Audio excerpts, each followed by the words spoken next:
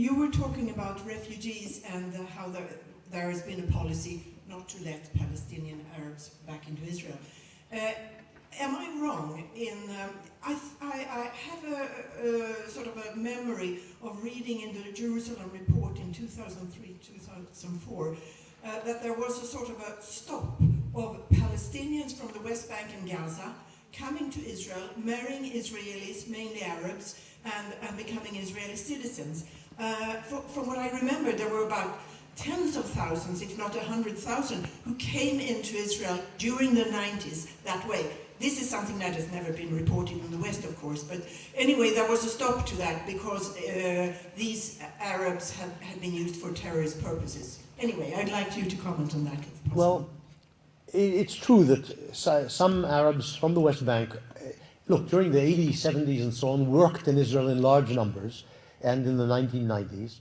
The waves of terrorism eventually put an end to Arab labor coming into Israel and working from the West Bank and Gaza Strip, and also put an end in some way to these mixed marriages, or marriages of people who come in from the West Bank and Gaza, marrying Israeli Arabs and eventually converting or becoming Israeli citizens. You're right, tens of thousands of such marriages probably occurred. Some of them remained in Israel. Many of these people remained in Israel. There were also problems of husbands and wives being separated by law. They didn't give citizenship to some people.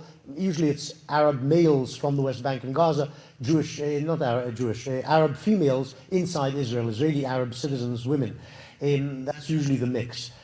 So there have been lots of problems with this, but Israeli policy has always been, at least officially, not to allow Arab refugees or Arabs in general to immigrate to Israel. And as you say, there's been tens of thousands of exceptions, and a few of them maybe have been involved in terrorism. This is sort of rare. I mean, that's not really the problem. The problem is a demographic problem. Israeli Jews are aware of a demographic threat. You may not like the word, it may not appeal to lots of people, but Israel wants to remain a Jewish state, and if it is flooded by Arabs, it will cease to be a Jewish state. And then most Jews probably, in my view, would simply leave Israel since they can live in a non-Jewish state in lots of other places much more conveniently or comfortably than in a Muslim Arab state. As we all know, the Jewish communities in Arab states all vanished because the Jews essentially did not feel comfortable there, were discriminated against, were persecuted in various times, and left. So if Israel-Palestine turned into an Arab majority state, most Jews would probably go to America. It would be much better for them. I think they would think that way.